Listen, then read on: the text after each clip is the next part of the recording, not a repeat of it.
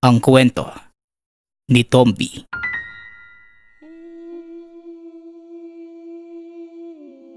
Ang kwentong ito ay hango sa totoong buhay. Mula ito sa isa nating tagapakinig. Naitago na lang natin sa pangalang Aldo. Walang eksaktong taon. Probinsya ng Antique. Nang mga panahong yun, katuwang ng isang magaling na manggagamot si Aldo. Sa murang edad, natuto ng iba't ibang uri ng panggagamot ang binata. Naging mahusay ito lalo na sa larangan ng paggamot ng barang. Ngunit ni minsan, hindi ito kinilala ng mga tao. Alam mo Aldo, sayang ang talento mo sa panggagamot. Kung itatago mo lang, may dahilan ng Diyos kung bakit niya pinagkaloob ang kakayanang yan sa iyo, iho. Wika ni Mang Muros. Simula nang mawalay sa mga magulang dahil sa ikalawang digmaan, si Mang Muros na ang nagsilbing ama para kay Aldo. Dating sundalo ang matanda. Simula nang maputulan ng kanang paa, pinili nitong mamuhay na lamang sa kabundukan at pag-aralan ang iniwang kaalaman ng mga magulang. Naku Manong, alam niyo namang hindi pa ako ganun kalakas pagdating sa panggagamot eh. Mga simpleng sakit at gambala lang ang kaya kong tugunan. At isa pa, kayo mismo ang nagturo sa akin ito, kaya ayoko namang nasasapawang kayo. Tugon ng binata. Kaunting pagpapaliwanag sa katauhan ni Mang Muros dahil sa kanya iikot ang kwento. Ang mga magulang ni Mang Muros ay mula sa katutubong Tagbanwa na pinaniniwala ang pinakamatandang pangkat etniko sa bansa. Taglay ng mga ito ang lumang kaalaman sa panggagamot gamit ang puwersa ng kalikasan. Maliban dito, nagagamit din nila ang kaalaman sa pakikipaglaban. Ngunit para sa mga magulang ni Mang Muros, pinili nilang gamitin sa pagtulong ang kanilang nalalaman kaysa makapinsala. Laging habilin sa kanya ng mga ito na huwag gagamitin ang mga kaalaman sa pananakit dahil pag ginawa niya yon, may kaukulang balik sa kanyang katauhan ang maling gawa. Sa edad na 15, nagawa na ni Mang Muros na makapagpasuka ng Yanggaw. Nagkaroon na din ito ng iba pang karanasan, lalo na sa pakikipaglaban sa mga masasamang elemento, kagaya ng aswang, mambabarang at mangkukulam. Ngunit nang sumiklab ang ikalawang digmaang pangdaigdig, nagsimulang magbago ang pananaw ni Mang Muros. Lalo pa nang masawi ang mga magulang sa kamay ng mga dayuhang Hapon. Pinili nitong sumali sa militar. Lumaban para sa kalayaan ng bansa. Dito unang ipinamalas ng nooy 22 anyos na si Mang Muros ang kakaibang kapangyarihan ng bulong sa hangin at ang kakayanan ng mga babaylang magsali ng awit ng hangin. Nang matuklasan ito ng mga opisyal, ipinadala si Mang Muros sa solong misyon. Nagkunwari itong sibilyan upang mahuli ng mga dayuhang mananakop. Dinadala sa mga base at kampo ang bawat madakip na mga Hapon. Doon pinapahirapan hanggang sa tuluyang mamatay. Ngunit kabaliktaran ang nangyayari.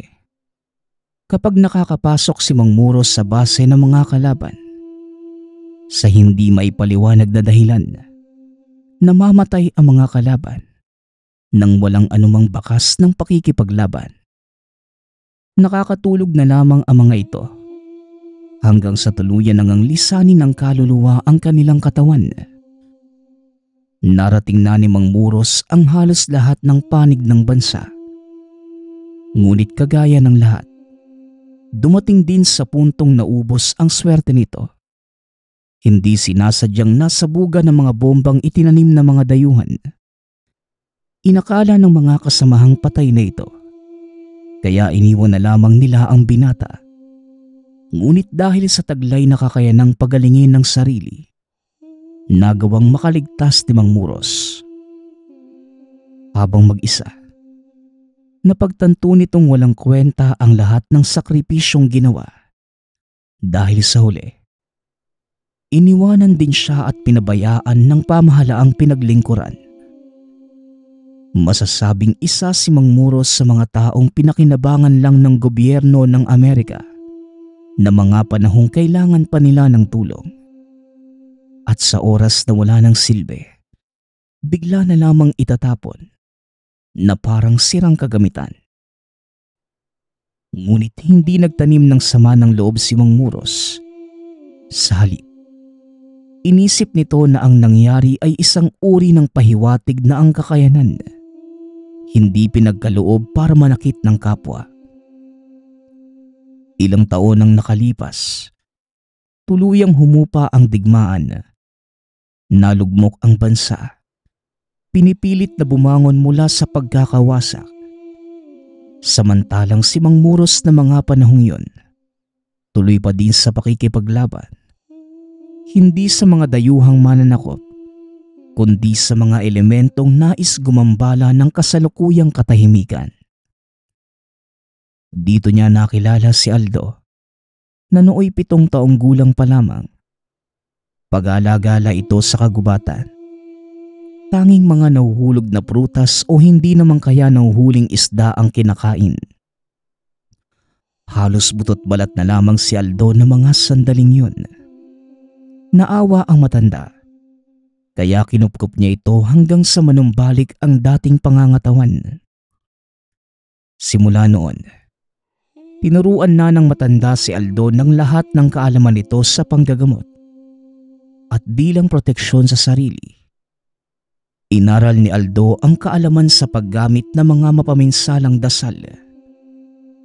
Pagtungtong sa edad na 15, nagsimulang maging sakit ng ulo ni Mang Muros ang binata dahil madalas itong napapaaway. At ang malala pa, ginagamit nito ang kaalaman upang manakit ng kapwa. Nauunawaan ni Mang Muros ang kalagayan ni Aldo, kaya pilit niya itong ibinabalik sa tamang daan. Mabuti na lamang at napagtanto din ng binata sa bandang huli na mali ang mga ginagawa. Kaya simula nun, tinularan na ni Aldo ang gawain ni Mang Muros. Itinuon nito ang isipan sa panggagamot. Balik tayo sa kasalukuyan. Kayo ba, Manong? Anong totoong dahilan kung bakit pinili niyo ang ganitong larangan? Na kung tutusin, pwede kayong yumaman eh. Biruin mo, nagagawa mong gumamot ng mga sakit na hindi kayang lunasan ng pangkaraniwang doktor. Tanong ng binata. Alam mo, Aldo, kaya nga tayo nandito para maging katuwang ng mga doktor. Kaso sila mismo ang nagpapababa ng mga kagaya natin. Kesyo, walang scientificong basehan ng mga pinagagagawa natin. At nagkataon lang na nagagamot ang mga taong lumalapit sa atin. Pero ang katotohanan, hindi nila matanggap sa sarili nila na may mga bagay tayong nagagawa na hindi nasaklaw ng siyensya. O siya, maghanda ka na at aalis na tayo. Tugon ng matanda. Nang araw na yon, may gamutang pupuntahan ng dalawa. Malapit lamang ito sa kabayanan. At dahil wala ng kakayanan ang pasyenteng magpunta sa tahanan ni Mang Muros, sila na lamang ang kusang nagpunta sa lugar. Pagkarating sa tahanan ng pasyente, pinagtinginan sila ng mga tao dahil sa itsura ni Mang Muros. Nakasaklay ito. Mahaba ang nooy halos puti ng mga buhok. May nakasabit na sisidla ng langis sa bewang at may dalang bag na gawa naman sa balat ng kung anong hayop. Naninibago ang mga taga-syudad dahil noon pa lamang sila nakakita ng aktwal na ermitanyo. Tinitignan ni Aldo ang mga tao Wala itong ibang nakikita kundi pang-aalipusta at panlalait sa panglabas na kaanyuan ng maestro. Dahil likas na mainitin ng ulo, hindi maiwasang kumprontahin sila ng binata. O kayo, anong tinitingin-tingin nyo? Ngayon lang ba kayo nakakita ng matandang putulang paa? Mga loko kayo ah! Wika ni Aldo. Nakagad namang inawat ni Mang Muros. Hayaan mo na sila, Aldo. Hindi naman ang mga taong yan ang pakay natin eh. Tara na, at nag-aantay ang pasyente sa loob ng bahay. Sita ng matanda. Pumasok ang dalawa sa tahanan at nakita ang matandang nakaupo sa sala. Kagad sila nitong binate at inayang maupo. Magandang umaga. Mabuti naman at nakarating kayo. Sandali lang at naghahanda ng agahan ng aking kasambahay. Wika ng matanda. Wag na po kayo mag-abala. Kung inyo pong mamarapatin, nais ko sanang makita ang pasyente. Tugon ni Mang Muros. Ako ang pasyente, Muros. Ang totoo, hindi ako magpapagamot. Ipinatawag ko kayo dahil meron akong kahilingan bago tuluyang mamaalam sa mundong ito. Tugon ni Mang Luis. Nagtaka ang matanda dahil ang pagkakasabi sa kanya ng kaanak nito, may malubhang karamdaman ang matanda. Kung ganon, magsalita ka, Tandang Luis. Ano ba ang kahilingan mo? Tanong ni Mang Muros. Nais kong tanggalin mo ang kakayanan ko bilang mambabarang dahil ayokong pumanaw na dala ang sumpang ito. Tugon ni Tandang Luis. Dito pa lamang nalaman ni Mang Muros na mambabarang si Tandang Luis. Kilala ito sa bayan bilang isa sa mga prominenteng tao sa lugar. Hindi mahahalatang mambabarang ito dahil nakasuot ng magarang damit at palaging nakasakay sa magandang sasakyan. Ngayon ko lang nalaman na isa kang mambabarang. Pero laking pasasalamat ko dahil hindi tayo nagkaengkwentro. Dahil doon, masasabi kong wala kang masamang ginawa at kung ito man ang kahilingan mo, walang pagdadalawang isip ko itong tutuparin. Wika ni Mang Muros. Samantalang si Aldo naman, nakikinig lamang sa usapan ng dalawang matanda. Isang bagay pa, Muros. Nais kong hanapin mo si Pablo. Ang kaisa-isa kong estudyante. Ayokong maligaw siya ng landas at maaaring sa ngayon, marami na siyang nalalaman.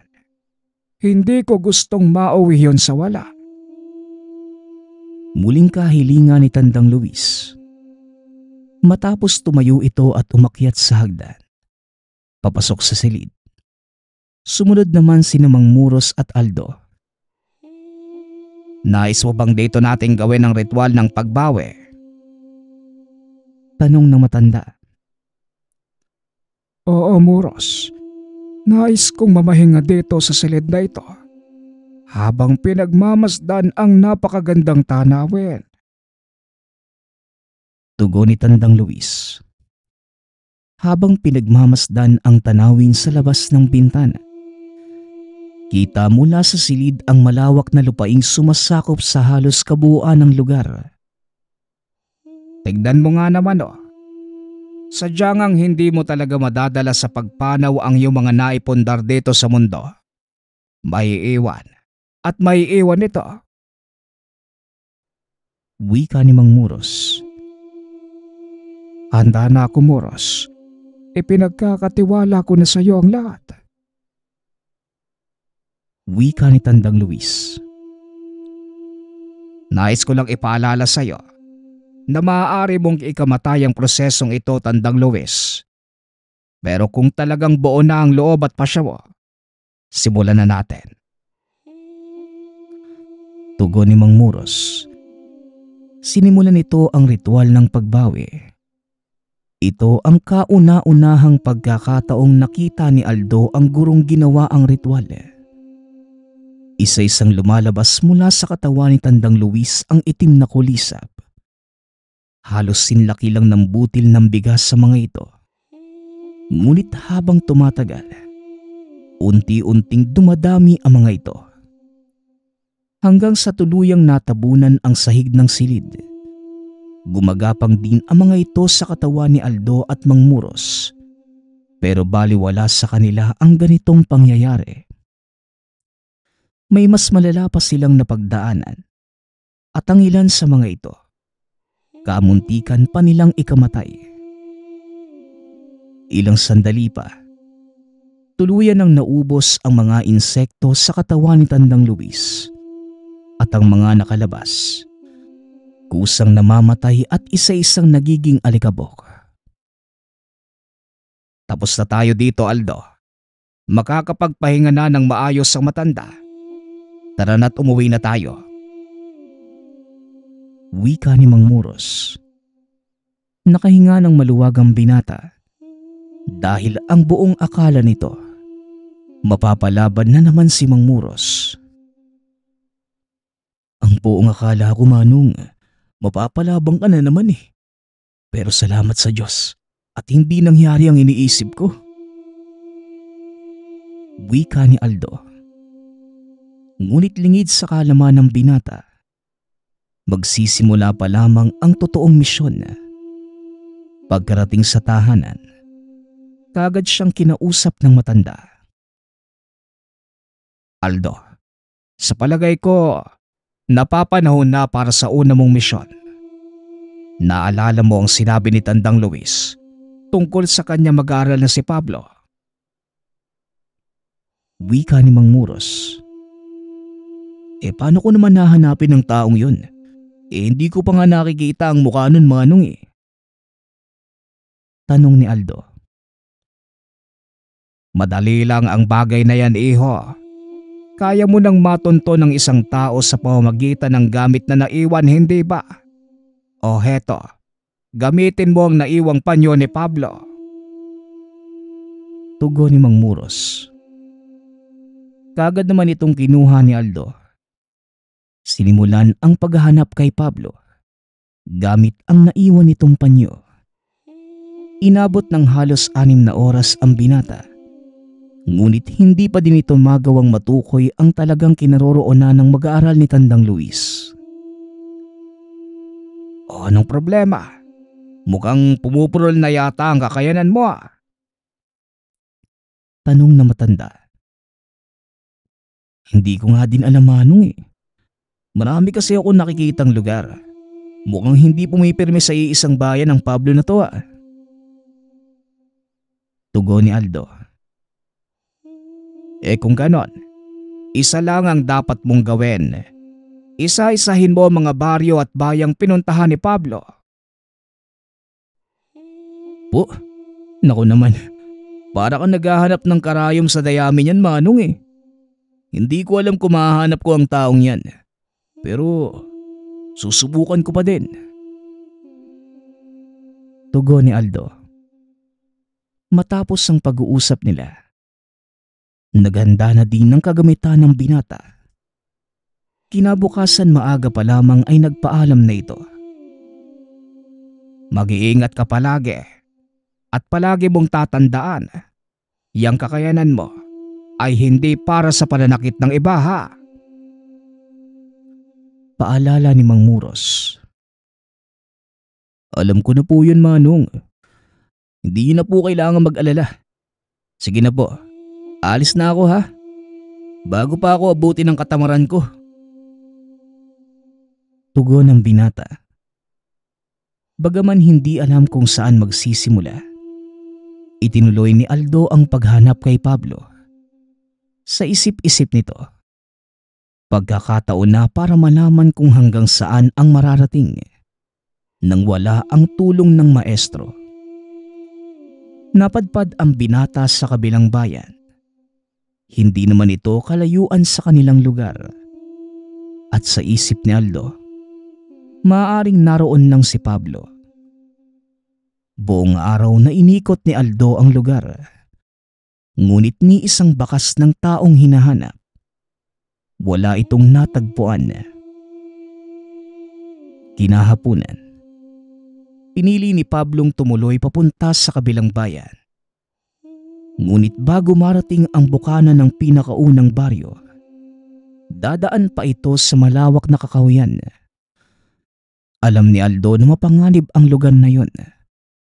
Dahil minsan na silang nagkaroon ng engkwentro ni Mang Muros sa isang malakas na nilalang.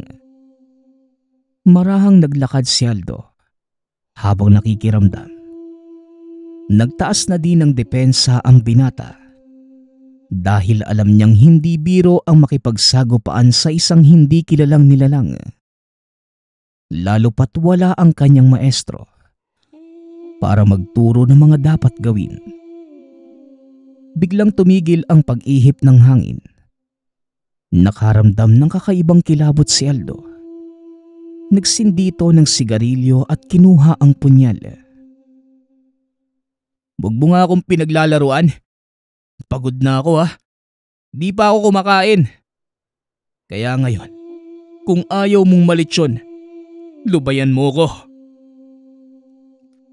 Sigaw ng binata. Biglang nagpakita ang napakalaking baboy ramo. Napaatras si Aldo dahil hindi ito ang nilalang na inaasahan niyang magpakita.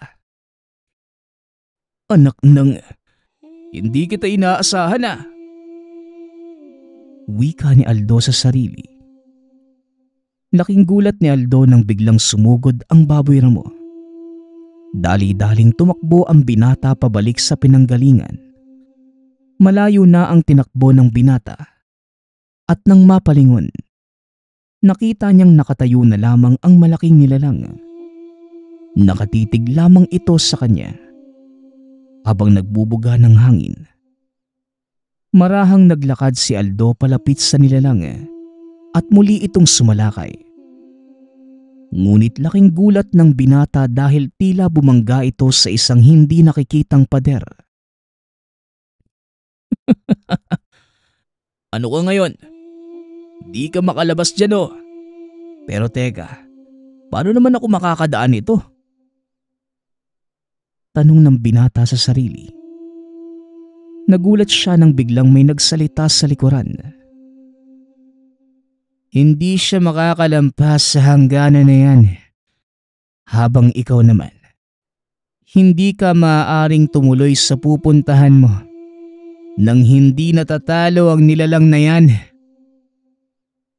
Wika ng isang lalaking nakaupo sa paanan ng puno habang may nakatakip na sombrero sa muka. "Anak ng, kanina ka pa ba dyan?" Tanong ng binata. "Parang gano'n na nga. Ikaw, ngayon ka lang ba nakarating dito?" Tugon ng lalaki. "Hindi naman ito ang unang beses na dumaan ako sa lugar na to. Kaya nga nagulat ako dahil biglang nagpakita sa akin yung nilalang na yan." Muling wika ni Aldo. Tumayo ang lalaki at nilapitan ang binata. "Ako nga pala si Amel. Alam mo, ilang beses ko na ding sinubukang dumaan dyan. Pero hindi rin ako makakalampas. Tanging yung mayamang matanda na si Tandang Luis ba yun? At si Muros ang nakakadaan dyan." Pagpapakilala nito. "Ako naman si Aldo. Mag-aaral ako ni Manong Muros. Minsan na kaming dumaan sa lugar na ito. At may nakalaban din kaming nilalang Pero hindi ito yun "Alin? Yung higanteng may 6 na ulo. Gawi-gawi ng tawag doon. Napatay ko na ang nilalang na yon. Heto, pangil ng gawi-gawin." Tugon ni Amel. Anong ginagawa mo sa mga yan? Tropeyo? Sabihin na natin ganun nga. Ang bawat nilalang na napagkukunan ko ng pangilo sungay, napapasaki ng kakayanan. Bertud. Mukhang maganda nga yan ah. Matanong ko lang, saan mo ba ginagamit ang mga yan? Manggagamot ka din ba? Manggagamot? Hindi rin ako sigurado kung ganun nga ako. Pero teka, maiba nga ako. Tagasan ka at may uuwian ka ba dito? Alam mo kasi malayo na sa kabahayan ng lugar na ito. Wala nga eh. Nasa kabilang ibayo pa ang bahay ng maestro ko. At hindi ako maaaring bumalik hanggat hindi natatapos ang pinapagawa niya sa akin. Ganun ba? O siya, sumama ka na lang muna sa akin.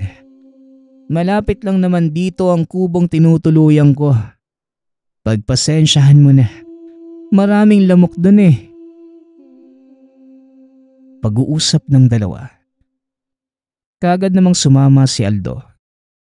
Bagaman noon niya lamang nakilala ang lalaking yun, hindi niya malaman kung bakit napakabilis nitong makuha ang tiwala niya. Pagkarating sa kubo, kagad nagsindi ng sulo si Amel.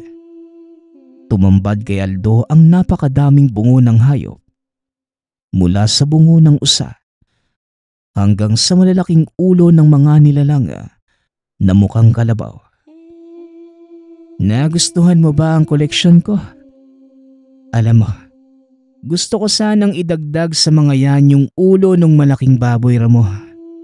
Kaso nga lang, hindi ko siya kayang taluning mag-isa eh. Wika ni Amel. Paano bang matatalo yung nilalang na yun? Tanong ni Aldo. Bakit gusto mong malaman? Interesado ka din ba? Tanong ni Amel. Napangiti si Aldo at muling nagsalita. Hindi naman sa interesado. Parang gusto ko lang subukan yung mga natutunan ko kay Manong Muros eh. Tugon ng binata. Bigla namang naalala ni Amel ang tungkol sa maestro ni Aldo. Oo nga pala. Naalala kong sinabi mo na mag-aaral ka ni Muros. Marami kasi akong naririnig tungkol sa kanya. Lalo na sa mga mambabarang. Malupit at walang awa kung pumatay ang matandang yon. Totoo ba? Tanong ni Amel. Kung titimbangin ang ginagawa ng mga mambabarang na nakakalaban niya, kumpara sa kaparusahang ginagawad ni Manong, mas malupit at walang awa ang mga mambabarang. Dahil si Manong Muros, binibigyan pa niya ng pagkakataong magbago yung kalaban. Pero sa oras na magmatigas, saka pa lang niya ito papatayin. Tugon ni Aldo. Sa bagay, tama nga naman. Pero alam mo, marami din ang kumakalaban sa kanya, hindi ba? Ni minsan ba, natalo na ang maestro mo? Muling tanong ito. Hindi naman sa pagmamayabang no? Pero sa buong buhay na magkasama kami ni Manong, ni minsan, hindi niya sinabing nanalo siya. Ang tanging binabanggit niya lang sa akin, yung mga katagang binalaan na kita, pero hindi ka nakinig. Tugon ni Aldo. Napangiti naman si Amel. Muling nagsalita. Totoo nga ang sinasabi nila tungkol sa maestro mo. Hindi nga siya basta-basta. Wika ni Amel. Ako naman na magtatanong sa'yo, kung ayos lang, maaari ko bang malaman kung bakit mo ginagawa to? Tanong ng binata. Ang alin? Ang pangongolekta ng bertud mula sa iba't ibang nilalang? Simple lang. Gusto kong maging malakas. Maging malakas? Bakit naman? Hindi mo ba kayang maging malakas kahit wala ang bertud? Pwede naman, Aldo. Pero may kakaibang proteksyong na ibibigay ang mga bertud. Maliban dito, nagkakaroon ka pa ng pambihirang kakayanan, kagaya ng paglalaho sa mata ng kalaban at pagiging malakas. Pwede ka ding hindi tabla ng bala, maging ng tigalpo. Bakit mo na itanong? Hindi ka ba naniniwala sa mga bertud manggagamot ka, hindi ba? Tugon ni Amel. Naniniwala naman ako kaso hindi ako yung tipong tao na umaasa sa mga bertud Kung ano ang kakayanang meron ako ngayon, dahil yun sa mga itinuro sa akin ng maestro ko. Wika ni Aldo. Ganun ba? Pero maniwala ka sa akin, Aldo. Mag-iiba ang pananaw mo sa buhay sa oras na makita mo kung ano ang magagawa ng taong may bertud. Tugon ni Amel. Biglang naalala ni Aldo ang nilalang na nakita sa daan. Siya nga pala, yung nilalang kanina, may bertud din bang tagla yun? Tanong ni Aldo. Dito na napagtanto ni Amel na tila unti-unti nang nagkaka-interes si Aldo sa mga bertud. Meron. Ang pangil ng baboy ramong yon. Nagtataglay ng malakas na uri ng bertud. Bukod sa kakayanang maglaho sa mata ng mga kalaban, nagbibigay din ito sa may tangan ng hindi pangkaraniwang lakas. Ang totoo, bawat nilalang may taglay na bertud, kahit tayong mga tao. Tugon ni Amel. Tayong mga tao? Pinaglululoko mo naman yata ako, Amel Paano naman tayo magkakaroon ng bertud, Aber? Tanong ni Aldo. Maniwala ka man sa hindi, may taglay na bertud ang ating katawan. Ang tawag doon ay tuway-tuway sa tuhod. Tugon ni Amel. Sabay palo ng mahina sa tuhod ni Aldo. Biglang tumuwid ang paa nito. Dahilan para masipa ng binata ang malapit na upuan. Para sa naman yun, Amel? Masakit din yun Wika ng binata. Ang bahaging pinalo ko ay ang tinatawag na tuway-tuway ng tao. Kadalasan itong kinukuha sa mga patay. Yung mga naaagnas na. Ang sabi pa ng iba, mas mabisa daw ang bertud ng tuway-tuway kung may galit ang taong namatay. Tugon ni Amel. Ipinaliwanag nito ang lahat tungkol sa bertud, maging ang pinagagamitan nito. Ang tuway-tuway ng tao, ginagamit bilang pampatulog. Kadalasang kumukuha nito ay mga magnanakaw o yung mga taong nagbabalak ng masama sa kanilang kapwa. Ginagawa nila itong pausok at nilalagay sa bintana ng bahay na gusto nilang pasukin. At kung sino man ang makalanghap nito, lalo na pagtulog, may hirapang gumising o hindi naman kaya, hindi nito mararamdaman ang anumang nangyayari sa paligid.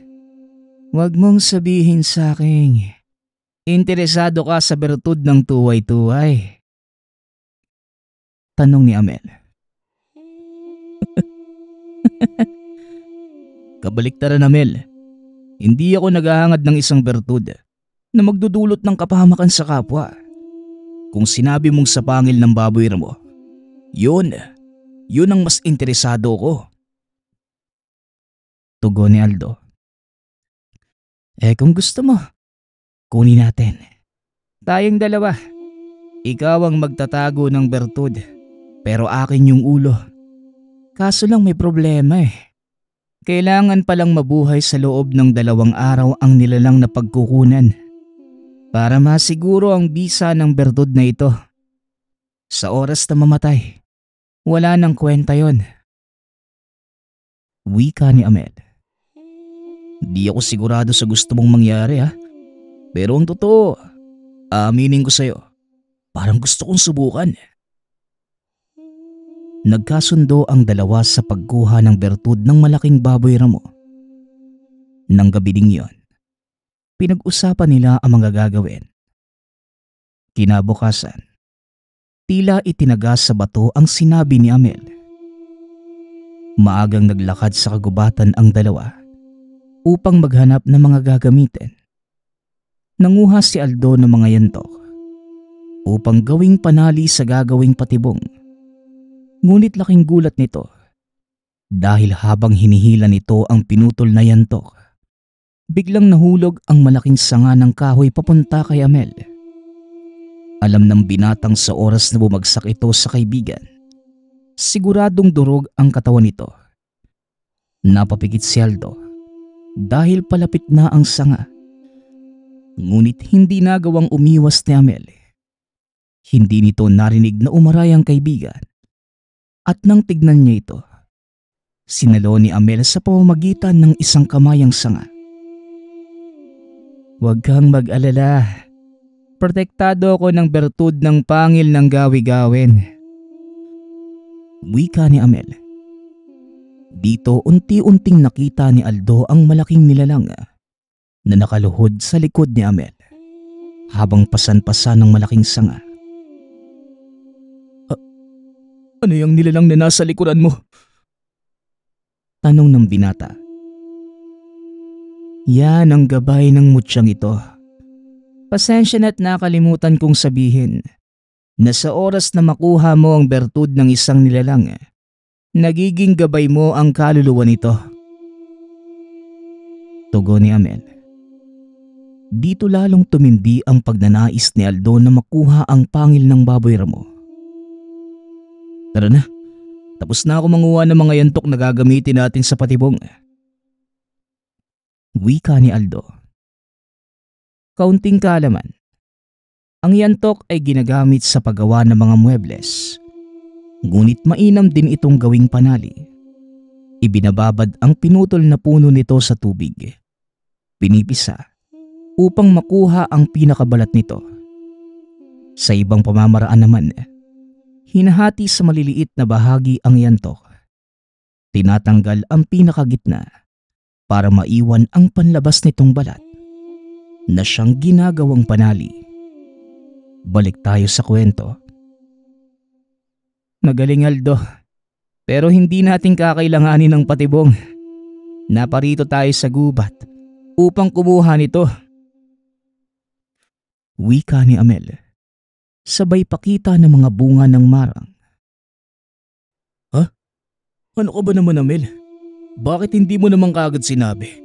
Nagkandasugat-sugat pa ako sa paghatak ng mga yantok. Kamuntikan ka pa nga mapahamak eh.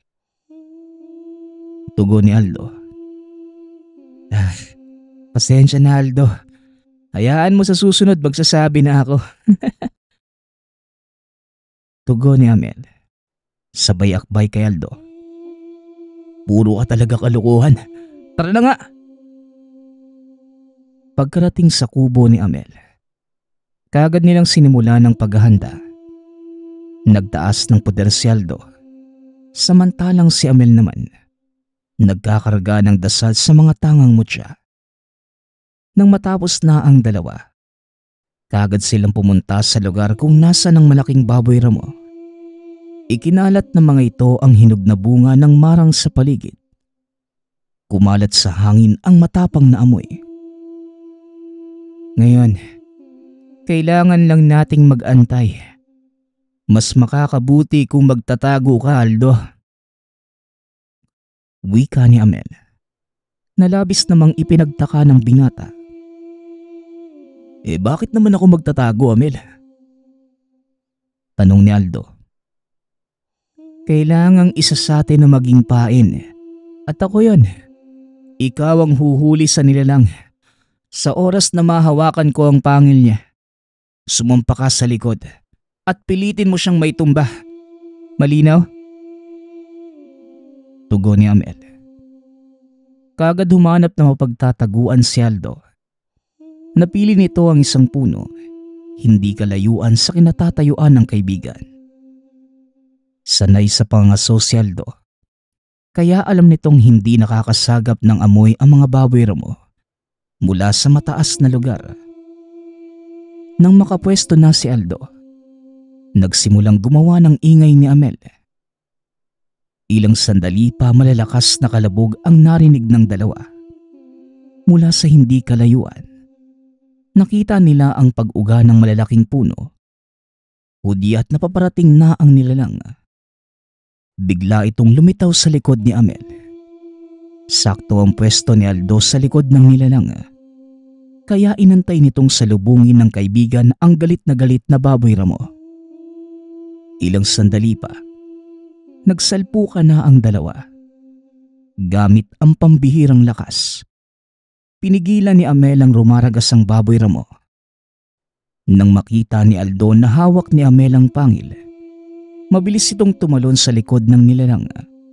Niyakap ito ng mahigpit. Pilit nitong itinutumba ang baboy ramo. Ngunit sadyang matibay at napakalakas. Hanggang sa magawang hawakan ni Aldo ang tenga nito. Buong lakas na ipinihit ang katawan. Napatungal ang baboy ramo. Hanggang sa tuluyan itong bumagsak. Isang malakas na suntok sa panga ang binigay ni Amel. Halos yumanig ang buong paligid sa sobrang lakas. Dahilan para mawalan ng malay ang nilalang. Mukhang napasobra ang suntok mo, Amel. Napuruhan mo yata eh. Wika ni Aldo. Hindi yan. Tignan mo, humihinga pa siya eh. Nawalan lang ng malay. Kaya bilisan na natin. Bago pa ito bumalik sa ulirat. Mamili ka na. Kanan o kaliwa? Tanong ni Amel. Yung kanan, Mel. Amin na ang punyal mo. Alam kong dinasala ng gamit na yan. Pasensya ka na. Kailangan namin ng pangil mo. Wika ni Amel. Alam nito na maaaring ikamatay ng nilalang ang suntok na yon. Ngunit hindi na niya ito sinabi kay Aldo. Dali-daling tinanggal ng binata ang pangil nito. Ilang sandali pa, nagawa ng kunin ni Amel ang kanang pangil ng baboy ramo. Iniabot ito kay Aldo. Kagad namang ibinalot ng binata sa pulang tela. Akmang aalis na sila, nakita nitong nagbuga ng dugo ang nilalang. Sandali lang, Amel. Mukhang maluba talaga ang tama ng isang to ah. Wika ni Aldo.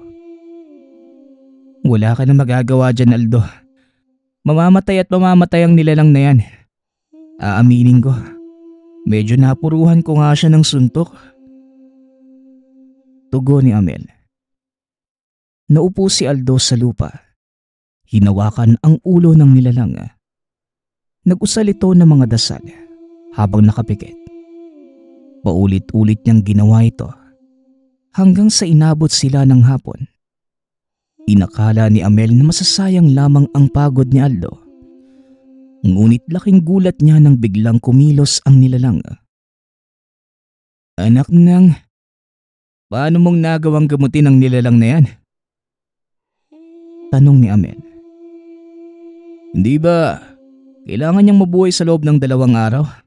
Kaya yan, ginamit ko ang pinakahuling paraan ng panggagamot na alam ko para magamot siya. Tugon ni Aldo. Bigla itong bumagsak sa tabi ng baboy ramo. Nawala ng malay ang binata dahil sa sobrang paggamit ng kanyang enerhiya. Ilang minuto ang nakalipas. Muling nagising si Aldo. Nang dumilat ito, wala na sa tabi niya ang baboy ramo. Oh, nasaan na yung baboy ramo? Tanong ni Aldo.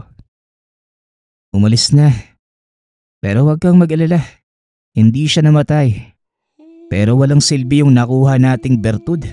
Hindi din gagana yan. Tugon ni Amel. Hindi na mahalaga sa akin yun. Sinubukan ko lang naman eh. At kung hindi talaga para sa akin, tatanggapin ko ng bukal sa loob. Isa pa, may iba akong misyon eh. At ngayong nagawa na nating talunin yung baboy mo, makakapagpatuloy na ako sa paghanap kay Pablo. Tugon ni Aldo. Pwes kung ganon, sasamahan na lang kita. Total wala naman akong magawa dito eh. Sawa na din ako sa pagkolekta ng mga mutsyang galing sa hayop. Wika ni Amel. Kung yan yung gusto mo eh, sige.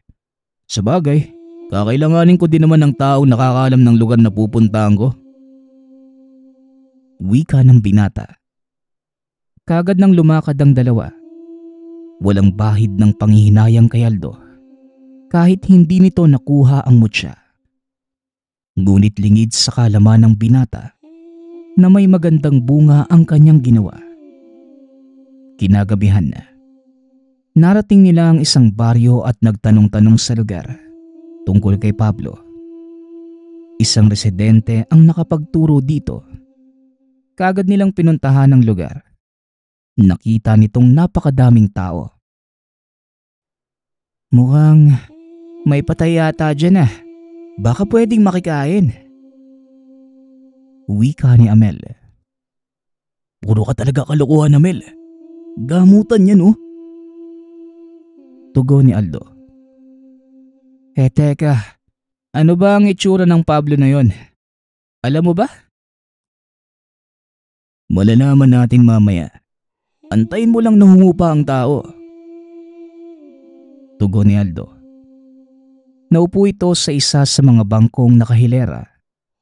Base sa itsura ng lugar, isa itong lumang simbahan. Kahit wala na ang mga pader, nananatiling buo ang upuang yari sa semento. Ilang sandali pa, tuluyan ang natapos ang gamutan. Nagliligpit na ng gamit ang lalaking nanggagamot. Akmang lalapitan na ito ni Amel nang bigla siyang pigilan ni Aldo. Tignan mo ang nilalakaran mo, Amel. Wika ng binata. Napatalon sa upuan si Amel nang makita ang malalaking alakda na gumagapang sa lupa. Anong kailangan niyo? Tanong ng lalaki. Halos kaidaran lamang ito ng binata. Makapalang balbas nito. Medyo mahaba ang buhok. Pero base sa boses, nalalaman ni Aldo ang edad. Ikaw ba si Pablo? Tanong ng binata. Oo, ako nga. Meron bang problema? Tugon ni Aldo. Kailangan mong sumama sa akin. Napag-utusan ako ng aking maestro na hanapin ka at dalhin pabalik sa tahanan ng iyong guro. Wika ni Aldo. Napangiti ang lalaki at nilapag ang mga kagamitan. Pasensya na, pero mukhang hindi ko mapagbibigyan ang kahilingan mo. May sarili akong landas na dapat tahakin at ayokong mabuhay sa anino ng maestro ko. Tugon ni Pablo. Pasensya na din, pero mukhang kailangan kitang dalhin ng sapilitan. Buling wika ni Aldo. Sa pagkakataong yun, inawat siya ni Amel. Nasisiraan ka na ba? Mambabarang yata yung kalaban mo eh. Wika ni Amel. Alam ko, Amel. Huwag kang mag-alala. Hindi niya ako Hindi na ituloy ni Aldo ang sasabihin. Bigla na lamang nadigas ang buong katawan. Huwag kang mag-alala. Matapos ang ilang minuto, mawawala na din ang epekto ng kamandag ng alaga kong iwi-iwi. Sa ngayon, pasensya na dahil wala akong panahong makipag-usap sa inyo. Wika ni Pablo, sabay lakad palayo. Ngunit laking gulat nito nang biglang kalasin ni Aldo ang sumpa ng kamandag ng iwi-iwi. Hindi ang kagaya mong mambabarang magpapahinto sa akin. Pasensya na. Si Manong Moros kasi ang maestro ko. Wika ni Aldo. Biglang napahinto si Pablo at nilingon ng binata. Kung ganon, siguro nga hindi masamang makipaglaro sa iyo ng kahit sandali. Wika ni Pablo. Biglang naglabasan ang malaking uwang mula sa lupa. Gumapang papunta kay Aldo. Inilapat ng binata ang kamay sa lupa. Nag-usal ng mga dasal. Isa-isang natutunaw ang mga uwang. Ngunit lingid sa kalaman ni Aldo na may mas malaking sorpresa ang kalaban para sa kanya. Pag-angat ng ulo nito, bigla na lamang lumitaw ang isang malaking ahas. Pumulupot ito sa katawan ng binata. Unti-unting napaluhod si Aldo. Ngunit pilit niya itong nilalabanan. Wala pang nakakawala sa lingkis ng ahas na yan. At habang kumikilos ka, lalong hihigpit ang paglingkis niya sa iyo. Kaya kung may pagpapahalaga, Teka, anong ginagawa mo? Hindi na ituloy ni Pablo ang sasabihin dahil biglang naupo si Aldo. Huminto sa paghinga. Ilang sandali pa kusang bumitaw ang ahas at natunaw. Sinabi ko na sa iyo hindi ako ang taong gusto mong kalabanin, Pablo. Wika ni Aldo. Nang mga sandaling yon, nanonood lamang si Amel mula sa sulok. Hanggang sa bigla na lang yumanig ang lupa. Mula sa likuran nito, lumitaw ang kakaibang insektong noon pa lamang nakita ni Amel. Dali-dali itong tumakbo palayo. Ngunit sa kasamaang palad, naabutan siya ng isa at nakagat sa paa. Biglang nanigas ang katawan. Tuluyang natumba. Nahirapan sa paghinga si Amel. Pilit itong tumatayo ngunit hindi niya magawa. Dahil naparalisado ang katawan. Ang kumagat sa kanya, isang uri ng makamandag na insekto. Unti-unting titigil ang lahat ng parte ng katawan niya hanggang sa tuluyan itong bumigay. Meron ka lang 1 minuto para pumili. Hahabulin mo ako o ililigtas ang kasama mo? Tanong ni Pablo. Nang mga sandaling yun, hindi alam ni Aldo ang gagawin. Nasa panganib ang buhay ng kaibigan. Ngunit hindi niya din pwedeng hayaang makalayo si Pablo. Kalmado lang si Aldo ng mga sandaling yun habang nag-iisip ng susunod nitong gagawin. Nilingon nito si Amel. Nakita ang paghihirap ng kaibigan. Bilisan mo na. Kung hahabulin mo si Pablo, umalis ka na sa harapan ko. Huwag mo akong alalahanin dahil handa na ako para sa kamatayan. Wika ni Amel. Hindi, Amel. Kailangan mo ng tulong. May ibang araw pa at siguradong magkikita pa kami ng Pablong yan. Tugon ni Aldo. Nang mga oras na yon, pinili nitong iligtas si Amel. Bagay na lubusang nakapagpahanga kay Pablo. Hindi nito akalaing uunahin ng binata ang kaibigan.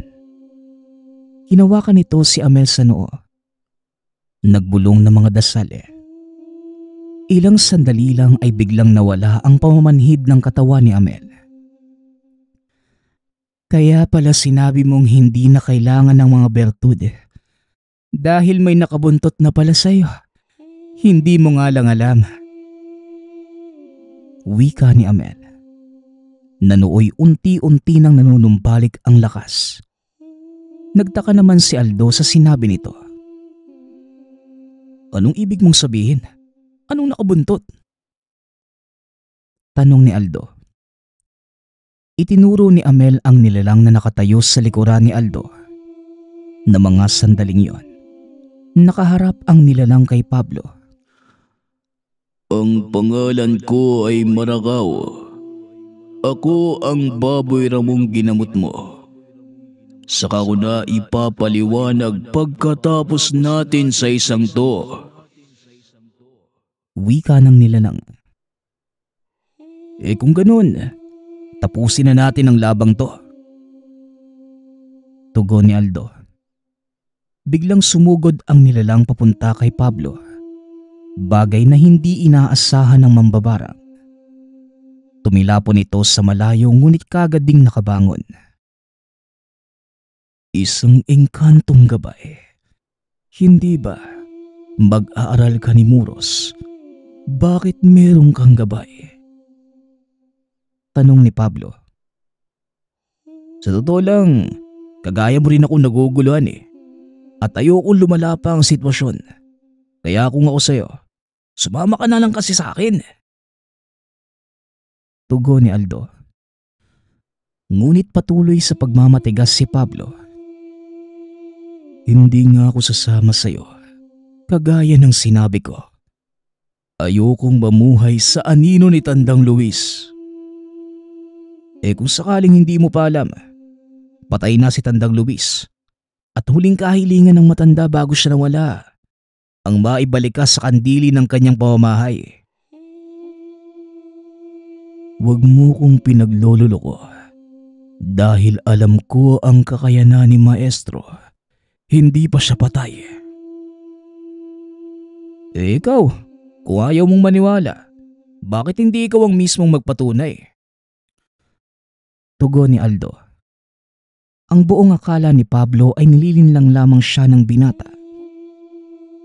Pasensya na, pero hindi mo ko maiisahan. Wika ni Pablo. Pinakawalan ang napakadaming kulisap. Dali-dali namang humarang ang gabay ni Aldo. Kinuha ng binata ang pagkakataong yun para mag-usal ng dasal panghuli sa mambabarang. Nagtagumpay si Aldo sa paghuli kay Pablo. Dahil hindi nito akalaing makakalusot ang tigalpo ng binata. Mukhang nanalo ka. Pero nais ko lang malaman, bakit gano'n na lang ang pagnanais mong bumalik ako sa tahanan ni Maestro? Tanong ni Pablo. Kagaya nga ng sinabi ko, yun ang kahilingan ng matandang mambabarang Bago niya isupo yung kakayanan niya kay Manong Muros. Wala akong masamang intensyon sa paghanap sa'yo. At wala din sa bokabularyo ko ang labanan ka. Kaya pakiusap lang. Itigil na natin to. Tugon ni Aldo. Bigla namang ibinaba ni Pablo ang depensa. Tuluyan ng sumuko. Aminado kong magaling ka. Hindi nagkamali ng pagtuturo sa iyo si Mang Muros. Malaki ang pagkakaiba natin. Hindi ako kasing galing mo. At kahihiyan lamang ang dulot ko kay Maestro. Hindi kay papahanap na matandang yon kung kahihiyan ang dulot mo sa kanya. At isa pa, nakita kitang nanggamot sa lugar na to. Kaya wag mo sabihin kahihiyan ka para sa kanya. Wika ni Aldo. Kagad namang sumama si Pablo. Pagkarating sa tahanan ni Tandang Luis, nagulat ito dahil nakaburol sa gitna ng mansyon ang labi nito. Mabuti naman at nagawa mo ng maayos ang misyon mo, Aldo. At ikaw naman, Pablo, ano bang pinagagagawa mong bata ka? Bungad ni Mang Muros. Kagad hinawakan ni Aldo ang kamay nito para magmano. Pasensya na po Manong kung nahuli ako.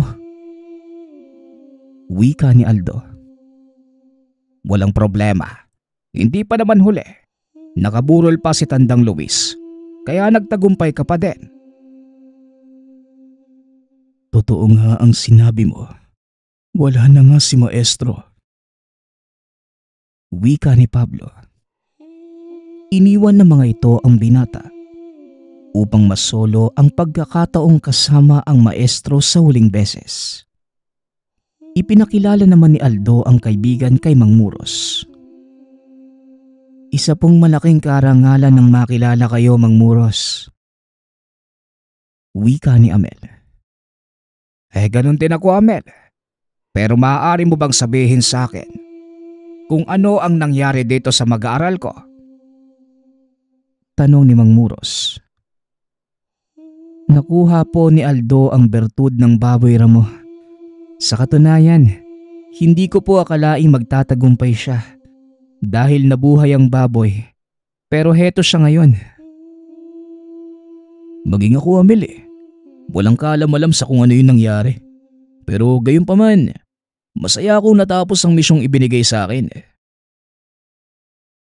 Ganon din ako, Aldo. Pero mas masaya akong nakilala kita. Hindi na ako magtatagal. Kailangan ko na din sigurong bumalik sa aking bayan. Kailangan ng mga kababayan ko ang tulad ko. Hindi na kita pipigilan, Amel, at hindi rin ako maaaring sumama sa'yo. Ayos lang, Aldo. Naunawaan ko. Mas kailangan ng baryong ito ang kagaya mo. Pag-uusap ng dalawa. Matapos yon kaagad na ding nagpaalam si Amel. Samantalang si Pablo naman, patuloy sa pagluluksa hanggang sa mailibing ang kanyang maestro. Minana ng binata ang lahat ng ari-arian. Ito ang ginamit niya para ipagpatuloy ang nasimulang landas. Malaki ang pasasalamat nito kay Aldo dahil pinili niyang makinig sa payo nito. Samantalang si Mang Muros naman, pinili nang bumalik sa kabundukan upang ipagpatuloy ang panggagamot. Sa paglipas ng panahon, lalo pang lumakas si Aldo hanggang sa dumating ang araw ng pamamaala ni Mang Muros at bilang nag-iisang estudyante, si Aldo ang nagmana ng lahat ng kakayanan nito. Kinausap din ng binata ang gabay. Ipinaliwanag nito ang lahat. Napag-alaman ni Aldo na bago umalis ang baboy ramo, kusa itong sumumpa ng katapatan sa binata. Sa paglipas ng mga taon, dumami ang nakakilala kay Aldo. Naging tanyag na albularyo ang binata. At hanggang sa pagtanda, hindi nito kinalimutan ang pinagdaanan. Bagkus ay nagsilbi pa itong aral para sa kanya. Hindi inakala ni Aldo na ang simpleng paghahanap nito kay Pablo magiging dahilan ng pagkakaroon ng kakaibang koneksyon sa kalikasan at sa mga nangangalaga nito. Mas lalong naging mabisa ang panggagamot ng binata dahil na din sa tulong ng kanyang mga kaibigang engkanto. Nawa ay naibigan niyo ang kwento ni Aldo at ng kanyang mutya ng baboy ramo. Nagpapasalamat nga pala ako sa nagpadala ng ating kwento. Naway nagustuhan niyo ang inyong napakinggan. Nagpapasalamat din ako sa lahat ng patuloy na nakikinig at sumusuporta sa ating channel. Naway patuloy niyong suportahan at pakinggan ang ating mga kwento. Hanggang sa muling pakikinig. Paalam.